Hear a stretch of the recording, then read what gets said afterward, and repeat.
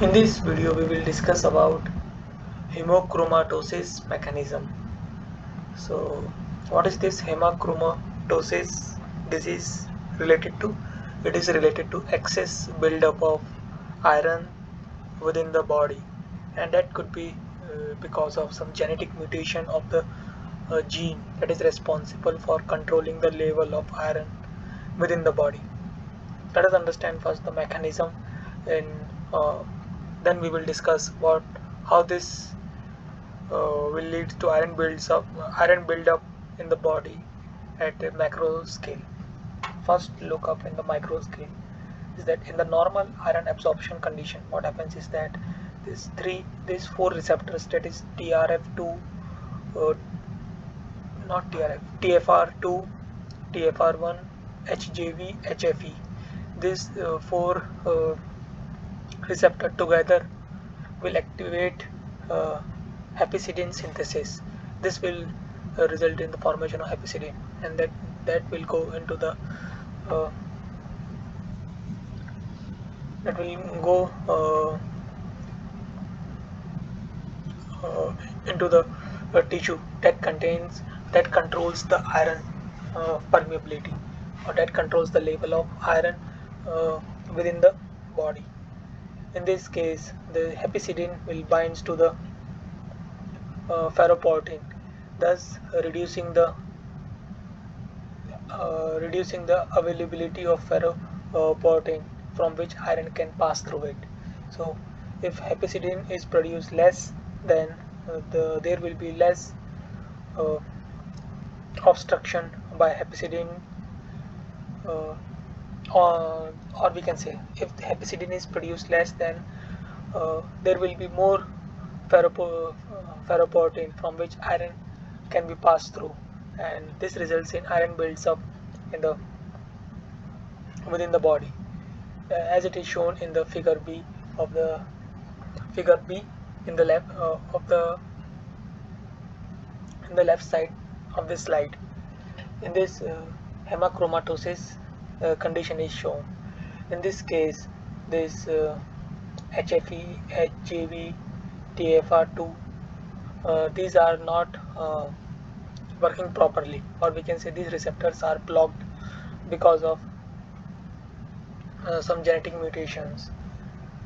So this results in reduced hepcidin synthesis, and reduced hepcidin synthesis will restrict, or will bind to less number of ferroportin, thus allowing more ions to pass through this anthrocytes, and this results in iron overloaded in overall system.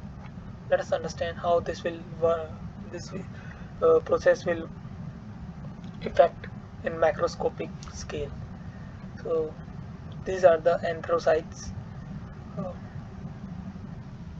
uh, that are destructed by macrophages, and the iron from them is then passed through the plasma iron pool, and usually 20 milligram per day of the iron is required.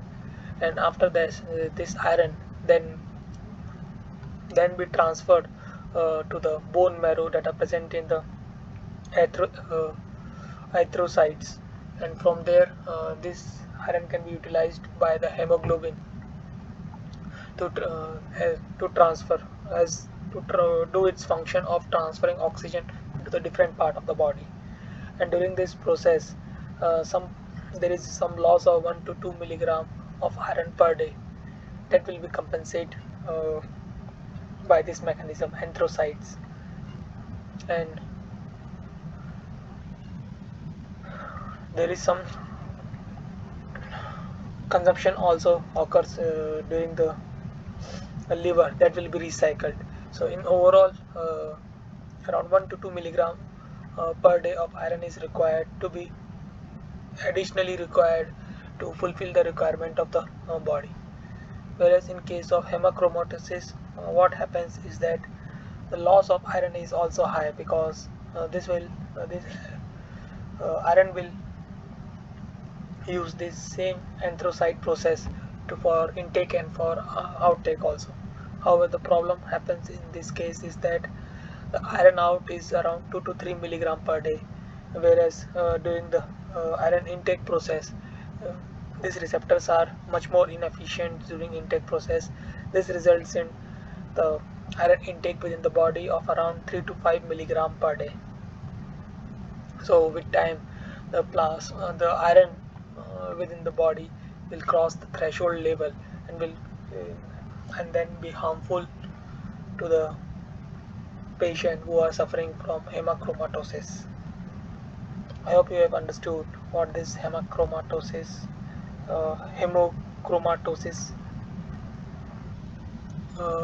is, what is hemochromatosis disease is, and how uh, the mechanism behind this hemochromatosis works. If you need to understand more about this, you can go through the description.